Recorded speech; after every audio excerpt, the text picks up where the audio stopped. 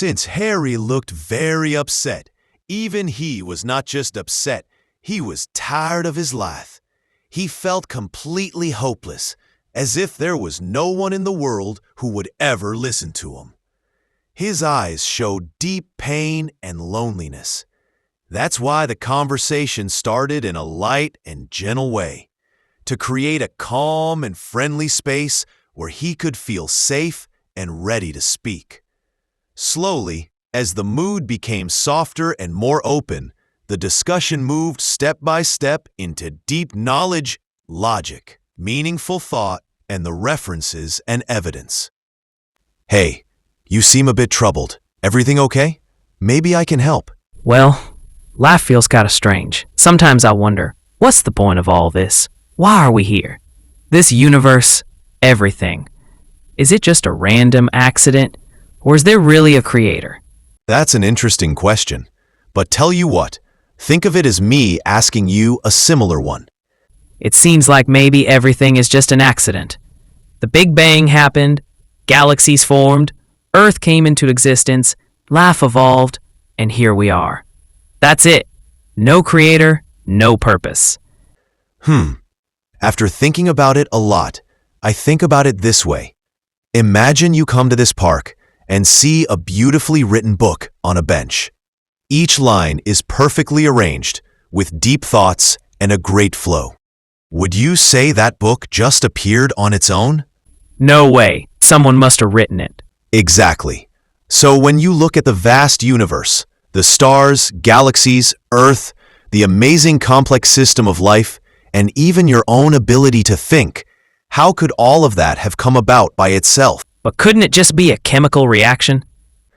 Let's put that aside for a moment. I've got some points I'd like you to think about too. If I'm struggling to understand some things already, how am I going to get your points? All right, let me ask you this. Have you ever seen a tiny seed inside the earth? The first shoot of it is so fragile that a light breeze could break it. But it grows and breaks through the earth's surface. Wow, that's actually an interesting point.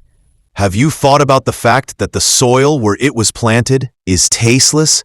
The water that nourished it is tasteless, and even the seed itself was tasteless. So how did it turn into a sweet, juicy fruit? That's a good point too. Rain falls on the earth absorbs it.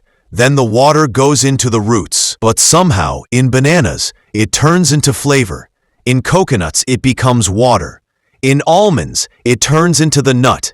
In peppers, it becomes spice. And in olives, it turns into oil.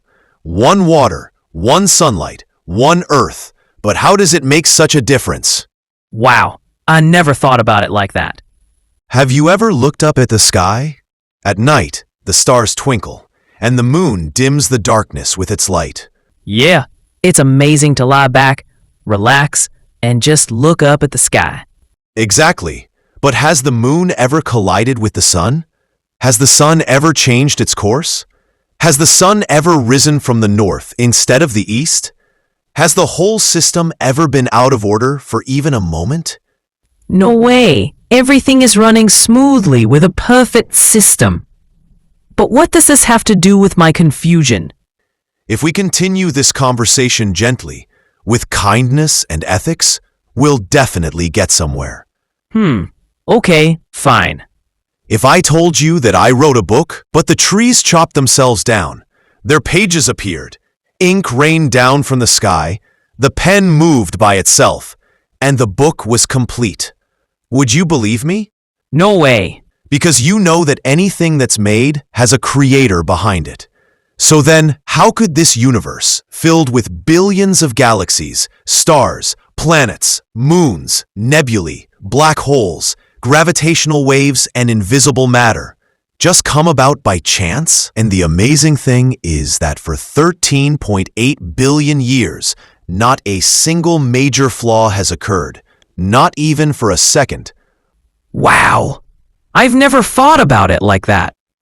Every wise person connects their life to some kind of purpose. But if there's no purpose to being here, then life becomes a meaningless game. Really? Are we just here to eat, sleep, and die? If that's the case, then what's the difference between us and animals?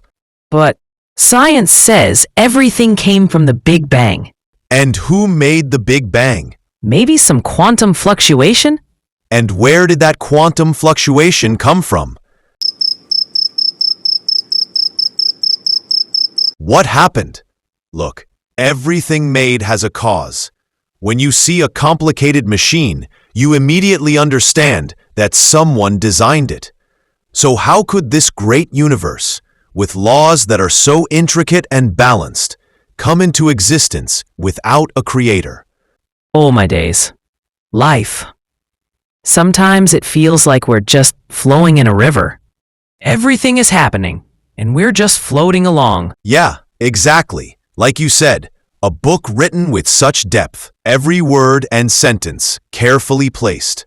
How could it have written itself? So how could such a huge universe, which operates in perfect order, have just appeared? Yeah, if it's that well organized, it can't just be an accident. Have you ever felt like everything is just flowing in some strange wave, and you're heading toward an unknown destination?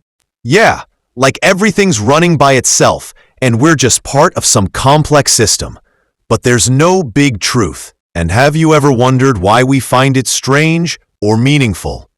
What do you mean? I mean, if life really were just a random game, why would you be amazed by it? Why would you feel the need to think about it? If we were truly meaningless, why is this question bothering you? Maybe because I'm looking for answers? But why? If everything happened by accident, then questions themselves should also be accidental, right? So why are you asking questions? I don't know. Maybe you do know, but forget that. Think about this.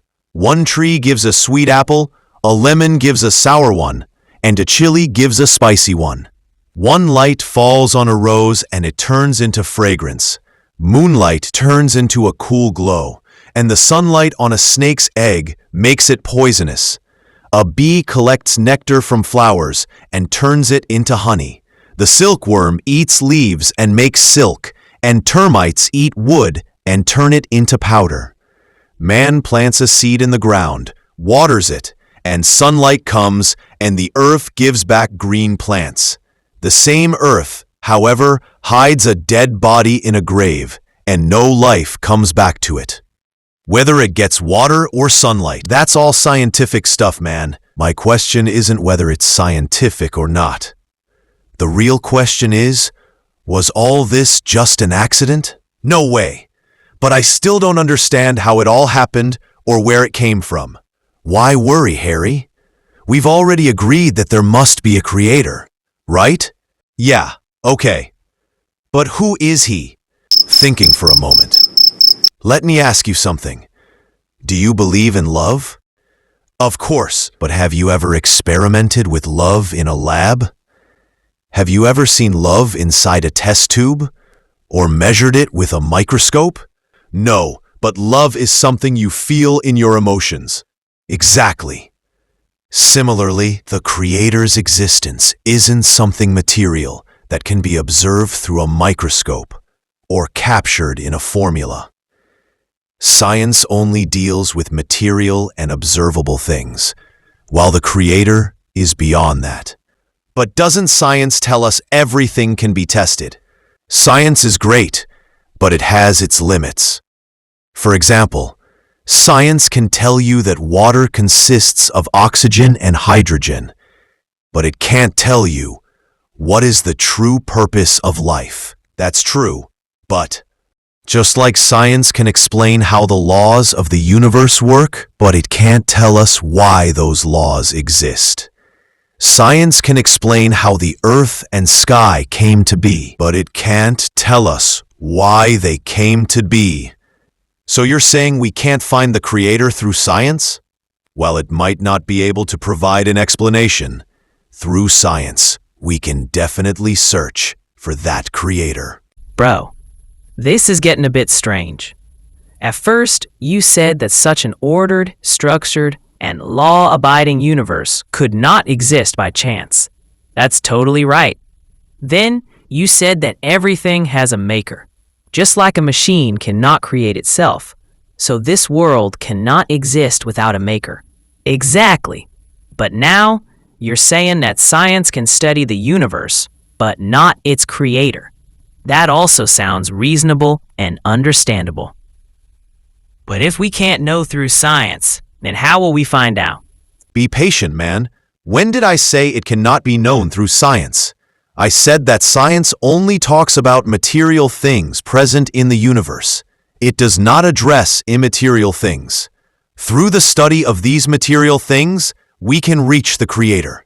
We should think about it, because this is the biggest question of life. You're making a fallacy here. Why do you declare the Creator to be immaterial? He could also be a material being. Generally, the principle is that something which is not material does not exist. All right, good question, Harry. But first, tell me, what are the characteristics of material things? Material things are limited in time and space. They have a size, they change, and they come into existence for some reason. Exactly right. Now think, if the Creator were also material, then he would also be limited in time and space, could change, and would come into existence through someone else. Then he wouldn't be the Creator at all. He would also be a created being. Yes, but why can't there be a very large and powerful force? That is a material being capable of creating the universe. Being powerful is not enough. The real question is, how did it come into existence? If it is material, then it must also have a creator. And then that creator must also have a creator. This would create an infinite chain, the end of which is impossible, because there must be some first being that is not dependent on anyone, which can serve as a stopping point. All right, I accept that material things are limited, change, and come into existence for some reasons. But still, isn't it possible that there is some extremely great and complex material existence that has always been and is not dependent on anyone? All right, let's look at it from another angle. What is the most fundamental characteristic of material things? They occupy space, they have components, and they are subject to the laws of nature. Exactly. If some existence is material, then it must necessarily be present in some location, be bound by some law, and have components. Now think, if God has components, then he is made up of components, meaning he would be dependent on his components. And how can someone who is dependent be the absolute creator? But suppose he is material and still not dependent on anything? Have you ever seen a material thing that is without a law, not bound by any time or place, and not dependent on anyone? No. All material things are either within time or subject to the laws of nature. Exactly. If some existence is material, then it must also be part of some system or law. If it is part of a law, then it is subject to that law, not the creator. So you're saying that if the creator were material, he would also be under some greater law? Yes, and how can someone who is bound by laws be the creator of those laws? That's why philosophers and scientists agree that the creator cannot be subject to any law. He must be the creator of the laws. So that means if the creator were material, he would also be part of some system. And then he wouldn't be the first being? Exactly. Therefore, if there is to be an eternal, infinite, and self-sufficient being, it must necessarily be immaterial. Otherwise, it would also be dependent on someone, and it's impossible for the creator of the universe to be dependent. Okay, this point is new for me. I will have to think more about it. It's great that you intend to think about it, Harry. That's what intellectual honesty is. One should not accept anything blindly without thinking. But let's take another step further. If the creator were material, what would that mean? If God were material, he would be like your old phone model, which runs out of battery every 2 hours. What do you think the lifespan of such a phone would be? So are you saying that if the creator were material, he would start at 4 o'clock and shut down at 5? Or the creator is like an infinite Wi-Fi, that is not visible but exists everywhere. Haha, that's really funny. You mean if God were material, he would show flaws like us and sometimes take a break too? Ahmed, my friend, this is very interesting. Indeed, the Creator shouldn't be material like us. If a material thing creates another material thing, it doesn't seem extraordinary. Only an immaterial thing creating a material thing seems extraordinary. Exactly, Harry. When we look at our everyday items, like phones or Wi-Fi, we understand that things that are limited and show flaws cannot be the substitutes for a higher and unlimited reality. God is such a reality that is beyond our limited understanding. Wow, you've made me laugh a lot and cleared my confusion too. Now I really feel like thinking more about this. Look, Harry, if an engineer creates a computer, he doesn't enter the computer to say, "I was created by so-and-so." Instead, he provides a manual, user guide for that computer, which includes all the necessary instructions. So, you're saying that if there really is a creator, then he must have given us some manual? Yes, exactly. If there really is a creator, and he has sent a guide, then how will we know which book is true? Because there are so many books in the world, and many believers believe in different creators. Now, which book is true? And how many creators are there? And among those creators, which one is the original creator? That is the essential question. Every religion claims its book is true, but there are certain standards for truth. For example, we need to check: 1. Is this book completely preserved? 2. Is it conflicting with truth and rational arguments? 3. Does it make predictions that have come true later? 4. Is it in harmony with scientific facts? 5. Does it provide guidance for every aspect of human life? 6. Are there any S's in the book? And which book do you think meets all these standards? I have looked at the Bible, Old Testament and New Testament, the Vedas, Rigveda, Yajurveda, Samaveda, Atharvaveda, the Tripitaka, the Agamas, the Avesta, and the Bhagavad Gita, but I couldn't find any of them that combine all these points together. So you mean you read all of this and none of the 6 points you mentioned are found in a single book? Really? But you haven't mentioned one book, and that is the Quran. I was just about to mention that I found all these points combined only in the Quran. Really? All of those points? Yes, absolutely, all of them. But this is an old book, and one of the conditions you stated for a good and complete book is that it must be in harmony with scientific facts. So, where did science come from in such an old book?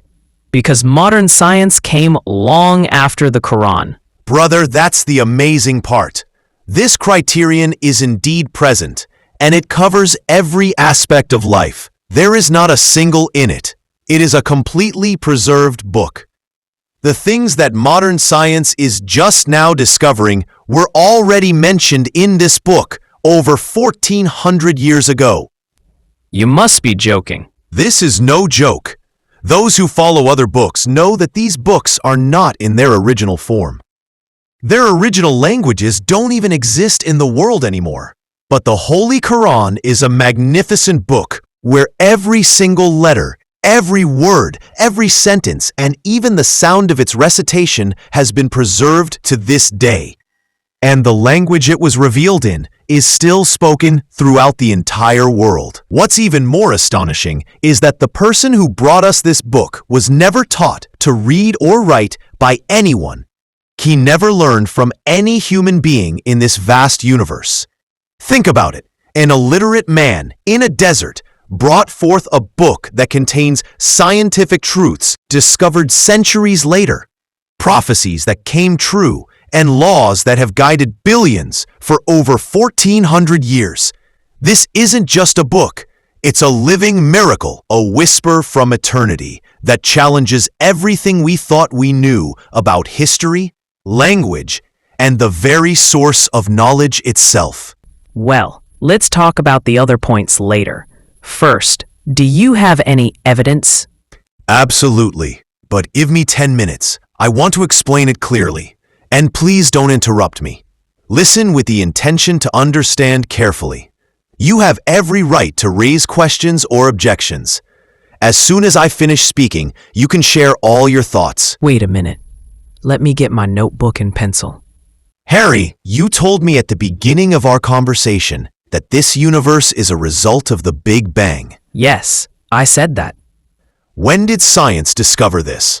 The Big Bang Theory was introduced about 100 years ago in 1927 by George Lemaitre, and scientific proof was found in 1964, which is about 60 years ago. Okay, tell me, did anyone know about this theory 500 years ago? How could that be? Absolutely not. 1,000 years ago? Not at all. At that time, nobody could even imagine that we would ever observe space. Nor did anyone even have the concept of science. Harry, what did you say earlier about how old the Quran is? About 1,400 years? Look, here is chapter 21, verse 30 of the Quran. أولم ير الذين كفروا أن السماوات والأرض كانتا رتقا ففتقناهما وجعلنا من الماء كل شيء حي أفلا يؤمنون. And did those who disbelieved not see that the heavens and the earth were a closed-up mass? Then we opened them out, and we made from water every living thing. Will they not then believe? This verse is in complete accordance with the modern scientific theory, which states that the universe was initially a singularity and then split apart due to a tremendous explosion, resulting in various galaxies and planets. Science is now discovering that this universe has been continuously expanding since the Big Bang. Yet the Quran stated this fact over 1,400 years ago in chapter 51, verse 47. وَالسَّمَاءَ بَنَيْنَاهَا بِأَيْدٍ وَإِنَّا لَمُوسِعُونَ. And we constructed the heaven with strength, and indeed, we are expanding it. Harry, now the surprising fact is that modern science, particularly the research from NASA and other space agencies, has proven that after the Big Bang, the early universe took the form of cosmic smoke or nebula.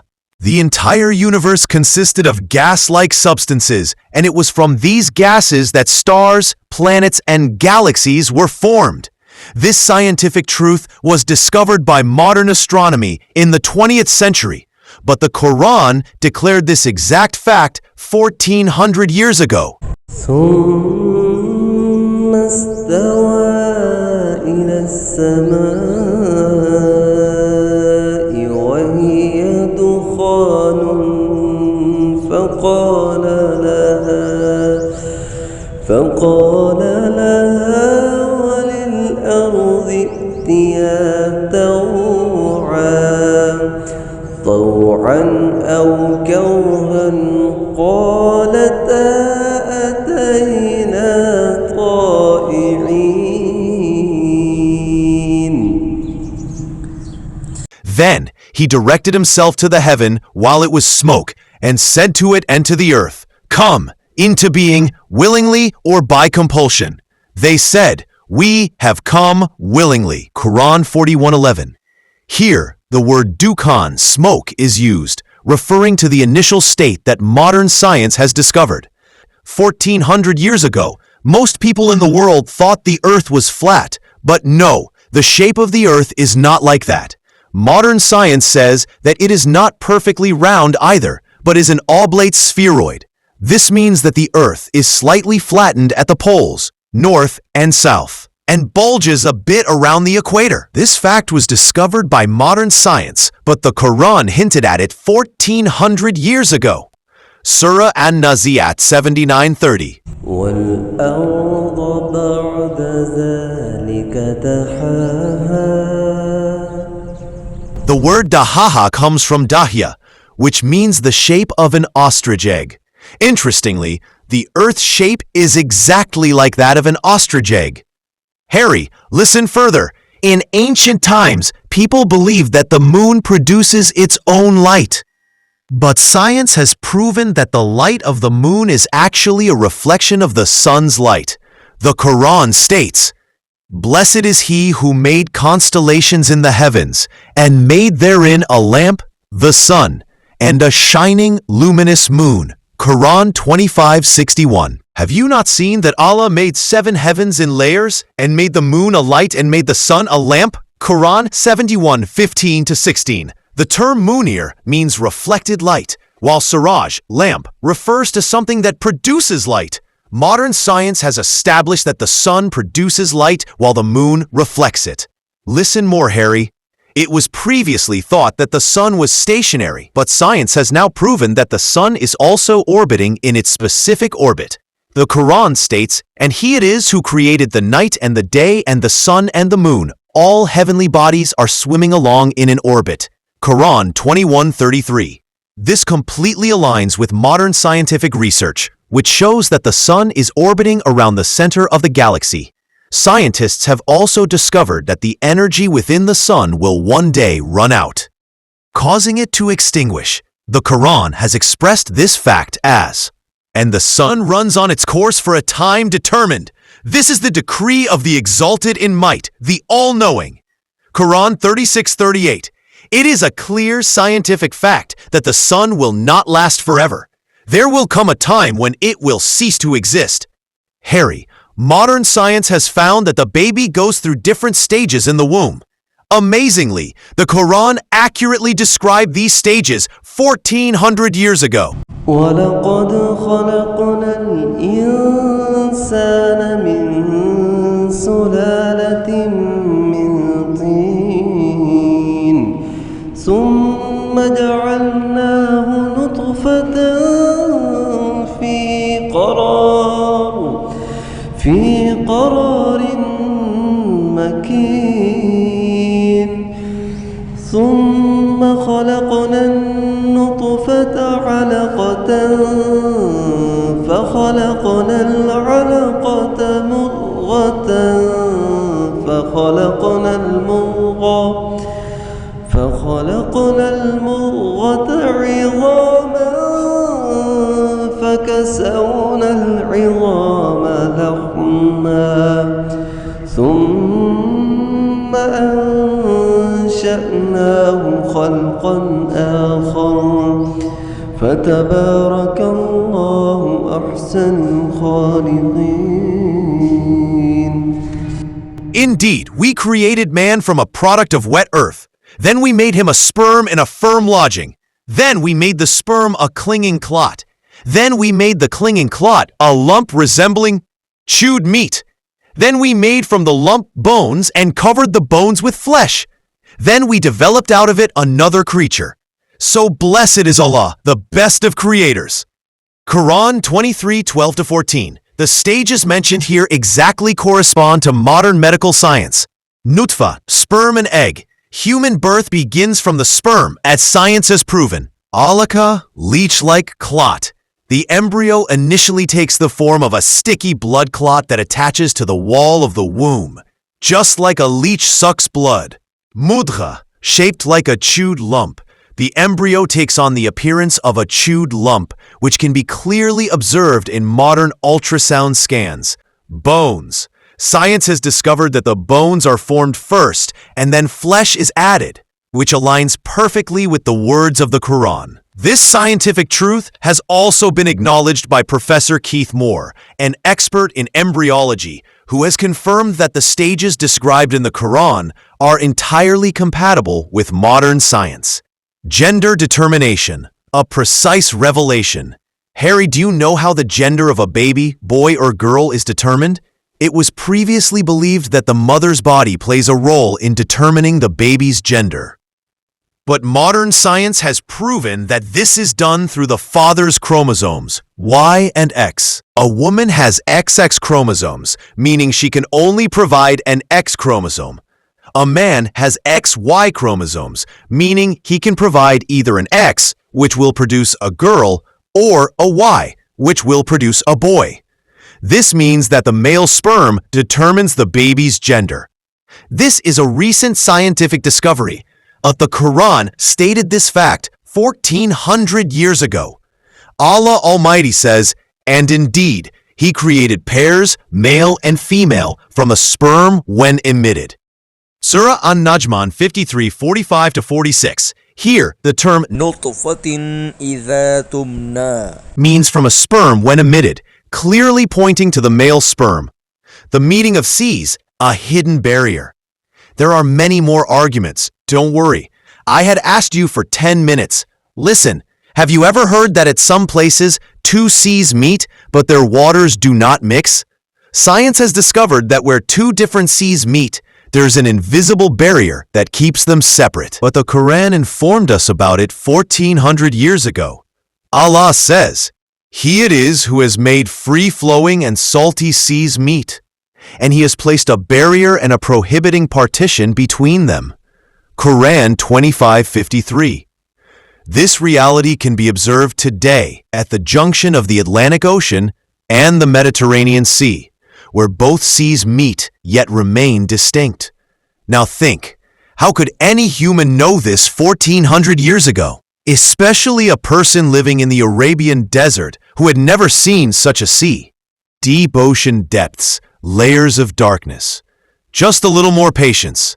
Science has discovered that deep oceans are so dark that light does not reach them, and within them are several layers of waves that are different from surface waves.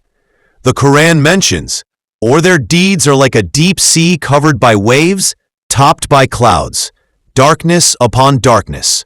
When one puts out his hand, he can hardly see it, and he whom Allah does not guide, for him there is no light." Quran 24:40. This is a fact that science has recently discovered. Light does not reach deep oceans, and they have internal waves that are different from regular waves. All these scientific facts have now been proven through modern research, yet they were stated in the Quran 1,400 years ago, at a time when modern tools and technology did not exist. The question arises, was this just coincidence? Or is he truly the message of the Creator? Wow, amazing and interesting. You say that the Quran refers to the moon as nur, reflected light, and the sun as siraj, self-luminous light. But the truth is that even in ancient times, people knew that the moon's light comes from the sun. If this was already known, then this statement in the Quran is not a miracle. Good question, Harry, my friend.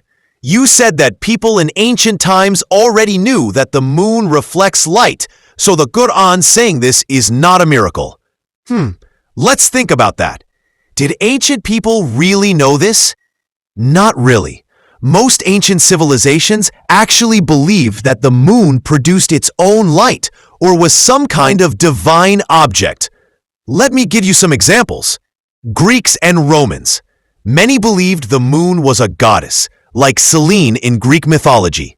Egyptians and Babylonians, they worship the moon as a god. Now, here's something fun. One smart Greek philosopher, Anaxagoras, 500 BC, actually figured out that the moon gets its light from the sun. Bravo, Anaxagoras! But guess what? Instead of people saying, "Wow, great discovery," they put him in jail and later exiled him. Why? Because most people did not know or believe this fact at that time. If they did, they wouldn't have punished him. Sources: Internet Encyclopedia of Philosophy, iep.utm.edu, Smithsonian Magazine, smithsonianmag.com, Mac Tutor History of Mathematics, Maths History at standrews.ac.uk. What does the Quran say? Now, let's look at what the Quran said 1,000 years before modern science confirmed it. "And we made the moon a light, nur, and made the sun a lamp, siraj."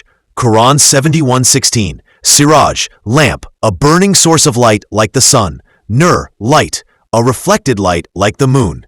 Wow, this is 100% scientifically accurate. But wait, let's ask a very important question.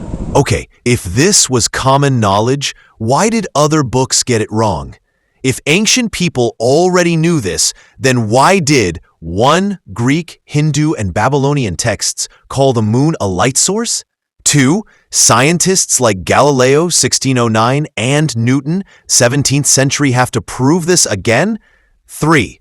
The Bible, Genesis 1:16 say, "Then God made 2 great lights, the greater light to rule the day, moon, and the lesser light to rule the night, moon. He made the stars also." No difference between original light and reflected light here. So tell me, if everyone knew this, why did they all get it wrong except the Quran? So, how did the Quran get it right? Here's where things get interesting. The Quran was revealed 1,400 years ago to Prophet Muhammad, peace be upon him, who was an unlettered man, could not read or write. Arabia was not a scientific hub like Greece or Rome. So how did the Quran use perfect scientific words, Nur for reflected light, Siraj for burning light? Avoid the mistakes found in Greek, Hindu, and Christian texts? C. State a fact that science only confirmed 1,000 years later? Could it be just a coincidence? Or maybe, just maybe, the Quran is from a divine source? Final thoughts, and a little humor. Let's be honest. If someone in 600 AD was just guessing about space, they would have made at least some mistakes. But nope, the Quran gets it 100% right, while even big civilizations got it wrong. Go find me one ancient book before the Quran that correctly says the moon's light is reflected. And then, just like the Quran, it should also say that there is no doubt in it. Just one. The Quran refers to the moon as Nur, reflected light, and Munir, while the sun is referred to as Siraj or Wahaj, which correspond to self-luminous body in modern scientific language. Harry, you can see that this is not a trivial matter. Rather, it is a very significant scientific truth that was discovered later. Harry, you can see that this is not a trivial matter. Rather, it is a very significant scientific truth that was discovered later. If the Quran were a human endeavor, it would repeat the misconceptions of the people.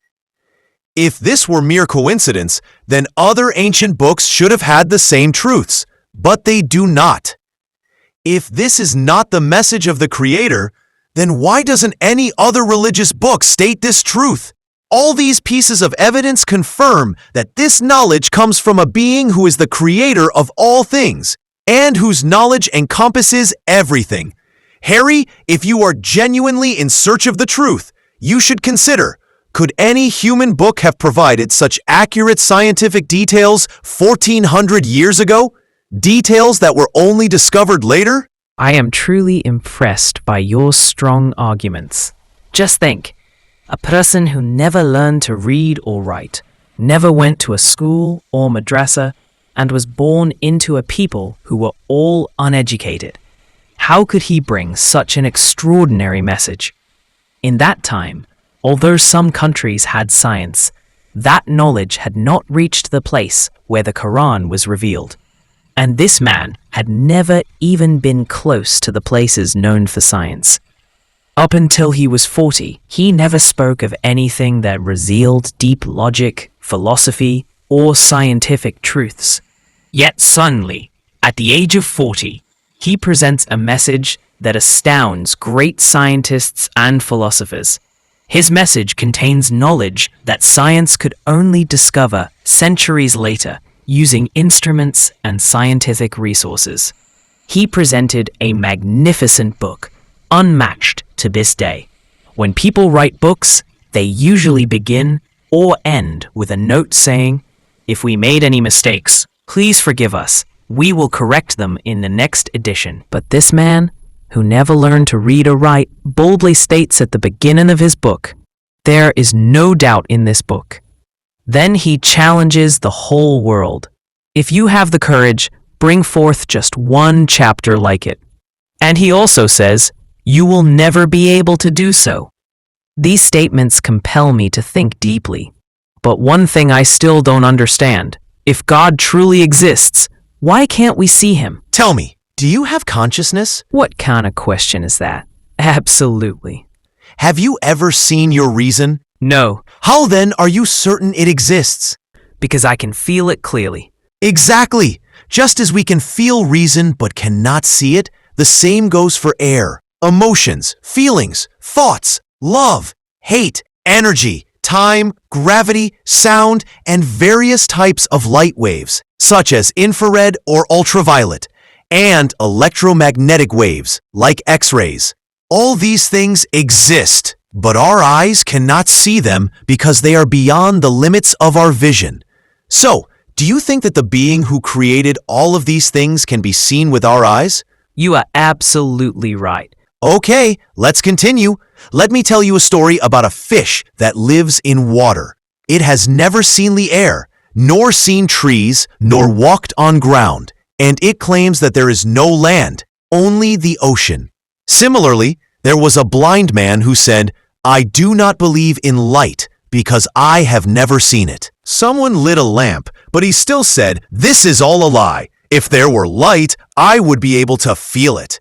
Everyone burst into laughter and said, "Brother, to feel a light, you need eyes, not stubbornness." Wait a minute. I need to laugh. Oh, brother, saying that is like someone claiming, "I can't see the signals, so there must be no TV channels." Ha ha ha. So it turns out that just because something cannot be seen does not mean it doesn't exist. All right, bro, leave it. We'll check it later. Science has discovered that plants also have male and female forms. Yet 1400 years ago, the Quran stated, "Blessed is he who created all things in pairs, whether from the earth or from themselves or from things they do not know." Quran 36:36. Tell me, who informed Prophet Muhammad, peace and blessings be upon him, of this? Who? Harry, you've asked a question that cannot be answered simply with words. Because knowing Muhammad, peace and blessings be upon him, is not just about obtaining information. It's like meeting a great personality. But let me give you a glimpse that will make your heart say, "I wish I could see him." Now, I really want to know. Tell me, who is Muhammad? Imagine a society 1400 years ago where the powerful devoured the weak, where lies were commonplace, deceit was part of business, women were buried alive, there was no respect for slaves, and truth had become a dream. In the midst of this darkness, a figure was born, Muhammad, peace and blessings be upon him, into a family that had no wealth but immense honor. He grew up and people began to marvel. This man does not lie. He never deceives. He never hurts anyone's heart. He always speaks the truth, no matter the circumstances. Really? How can a person be so perfect? That's the wonder. Prophet Muhammad, peace and blessings be upon him, never attended school, did not learn from any teacher, nor did he open any philosopher's book, yet he became a sea of knowledge. He lived for 40 years among the people of Mecca, and his life was like an open book before them. No blemish, no stain, no mistake, no deficiency whatsoever. In fact, he was so truthful and honest that even the greatest merchant of Mecca, who valued his reputation more than wealth, entrusted his money to Muhammad, peace and blessings be upon him, because they knew this man cannot deceive. They themselves named him Al-Amin, the trustworthy, and Al-Sadiq, the honest. There was no one as truthful as him and no one as trustworthy. How is that possible? People usually take advantage of opportunities. Wow. But did he ever lie? Harry, think about it. How could a person known as the most truthful in the world, whose truthfulness was acknowledged even by his worst enemies, ever utter a lie for a single moment in his life? No, never! That's why when Muhammad, peace and blessings be upon him, declared, "I am the messenger sent by Allah," his enemies had no way to refute him. They knew that Muhammad, peace and blessings be upon him, had never lied. So why would he do so now? This is indeed strange. So what did his enemies do? Here's the remarkable part. Instead of denying his words, his enemies began to oppress him because they had no way to disprove him. Think about it, Harry. If Muhammad, peace and blessings be upon him, were really a liar, his lie would have been exposed in a few days. But he remained truthful for 40 years. And then when prophethood was granted, not a single finger was pointed at him for another 23 years. Listen to me, bro. Science has discovered that bees also have male and female forms. Only the female bee collects nectar and makes honey. The male bee does not produce honey. This fact was written by Richard Remnant in his book, A Discourse or History of Bees. But how did the Quran mention this fact 1400 years ago? Look at how the Quran states, وأوحى ربك إلى النخل أن اتخذي من الجبال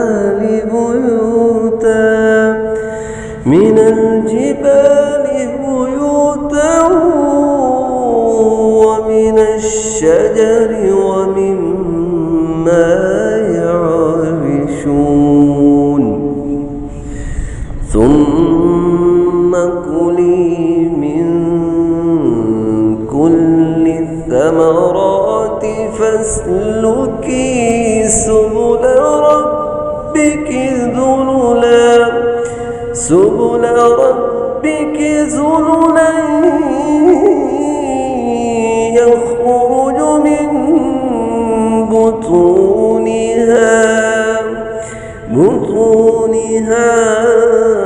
شراب مختلف ألوانها فيه شفاء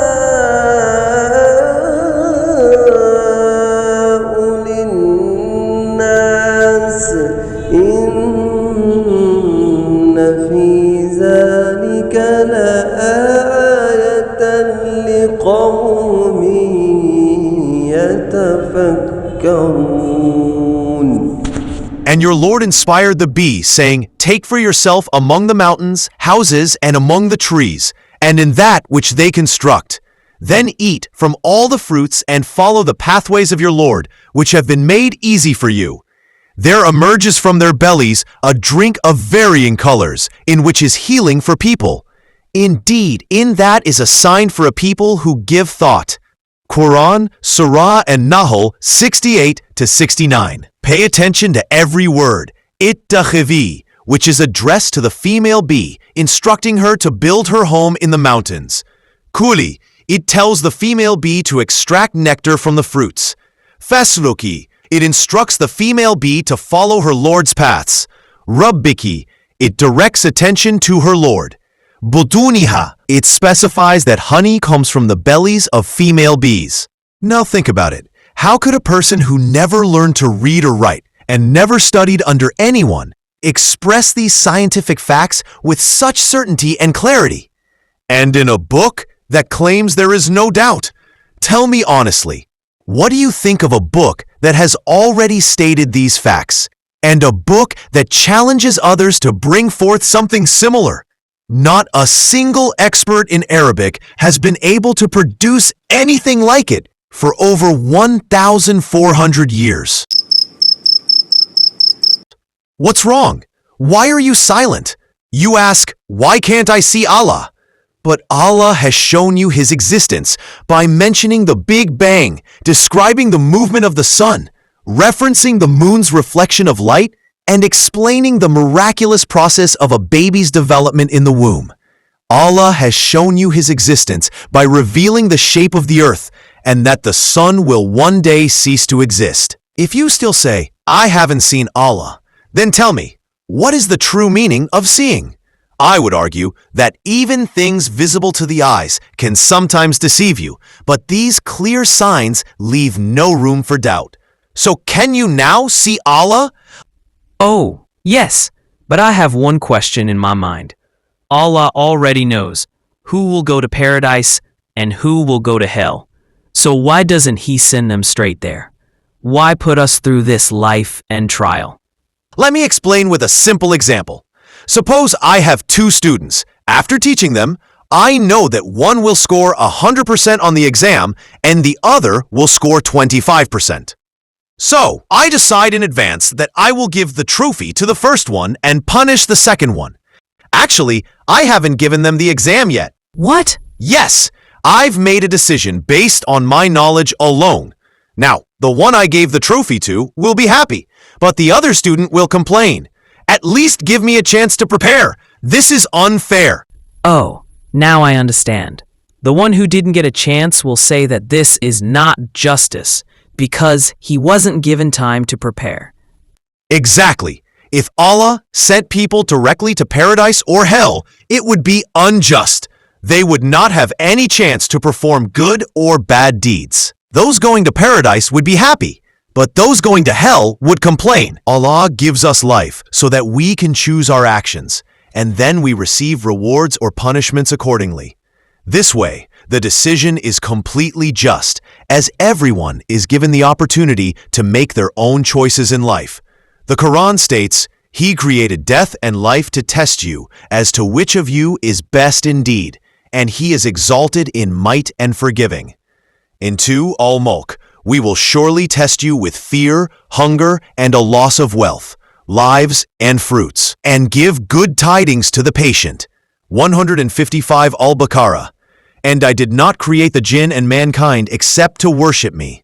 56 Ad-Dhariyat. Dr. Maurice Bucaille was a French Christian doctor and scientist.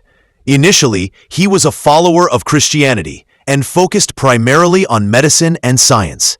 However, his life took a remarkable turn when he learned about the story of the pharaoh and the discovery of his mummy, which is also mentioned in the Quran. In 1975, the Egyptian government requested help from France to examine the mummy of Pharaoh Ramses II because it was deteriorating. Dr. Bucaille, who was an expert, was part of the French team researching the mummy. When he examined it, he noticed something astonishing. There were salt particles in the mummy's body.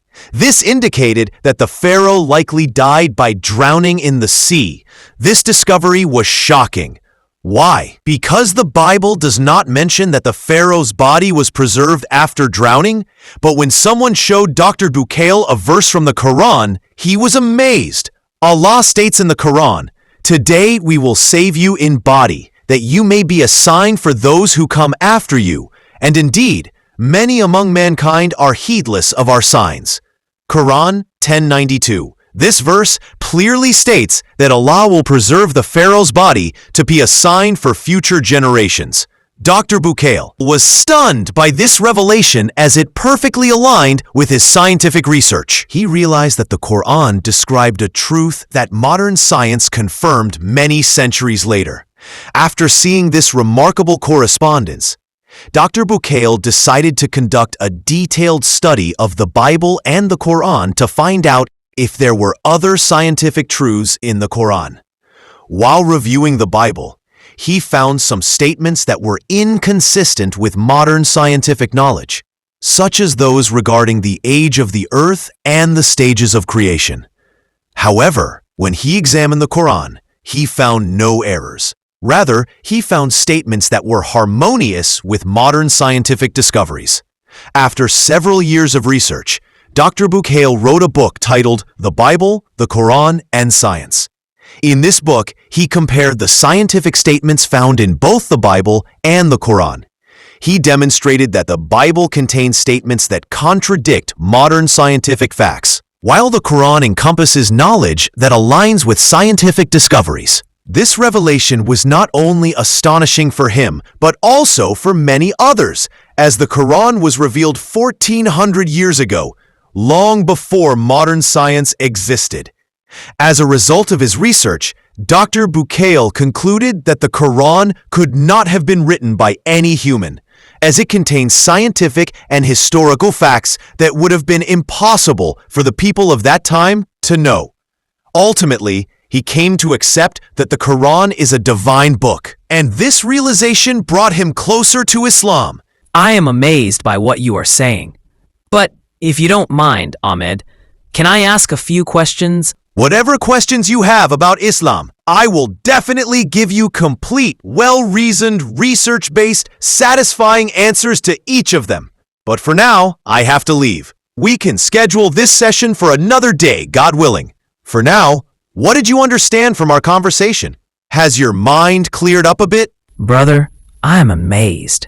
How can a person who hasn't studied at any university, hasn't read any books, hasn't learned to read or write from anyone, how can he challenge such massive scientific research? And he is challenging it. He's challenging the entire universe to produce just one surah, just one ayah like the book Allah gave him. The whole world tried then. His enemies were countless, sworn enemies who never missed an opportunity to humiliate or trouble Muhammad, peace be upon him. They had a golden chance. They were all masters of Arabic. Arabic flowed in their veins. They were experts in Arabic. Yet all of them together couldn't produce even one ayah. How can a non-Arab do it today? Even the Arabic experts couldn't do it. What kind of challenge was that from Muhammad? I am still just thinking about that challenge.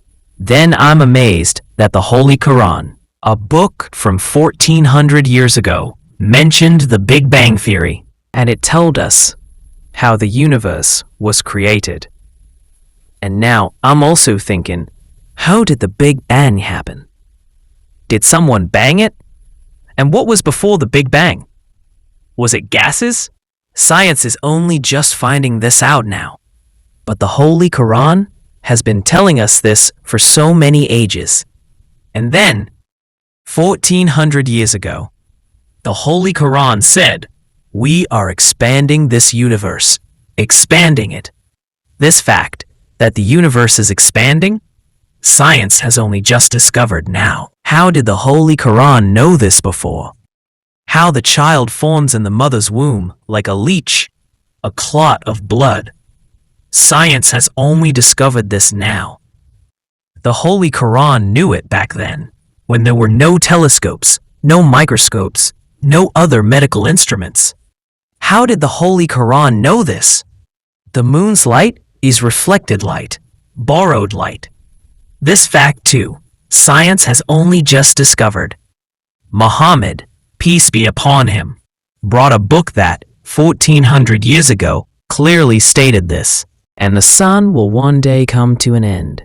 This too, science has only recently discovered. But the Holy Quran told us this before, and this is the concept of Qiyamah, the Day of Judgment, in Islam, that the universe will end one day. Brother, when the sun ends, how can the universe remain? The same Quran that 1400 years ago explained how the Big Bang happened, what was before it, and how it's expanding till now, that very Quran also told us who caused the Big Bang. Science still has no answer to that. Then, the shape of the earth that you described, like an ostrich egg? I'm astounded. Scientists used to say it was perfectly round, but now science has researched and found it's not perfectly round at all. The Holy Quran used the term ostrich egg shaped from the very beginning, clearly defining its shape. Muhammad didn't go into space to see this, so who told him? At that time, the concept of space didn't even exist. The growth of a delicate seed that sprouts from the earth and bears fruit, despite the soil and water being tasteless. How water from a single source transforms into diverse tastes, substances, and oils in different plants. The precise celestial system of the sun and moon, which never deviates or collides. The impossibility of a book not being self-written, which is applied to the complex design of the universe and its flawless performance for 13.8 billion years. And I'm also thinking, even after 1,400 years, the Holy Quran is preserved with every single word, every single letter, every single line, even the sound of how it's recited is preserved. There isn't a single book in the entire universe like this, and I see people walking around who have memorized the entire Holy Quran by heart. I've never seen anyone in the whole world who is a Hafiz, a memorizer of the Bible or the Vedas or any other book. But an 8 or 9-year-old child can memorize the entire Holy Quran. How is this possible? Even if the language isn't that child's native tongue, such a small child can memorize it. But a 100-year-old Bible scholar cannot recite the Bible by heart from beginning to end. Yet, an 8 or 9-year-old child can recite the entire Quran from beginning to end, sound by sound, word by word, letter by letter, without any difference.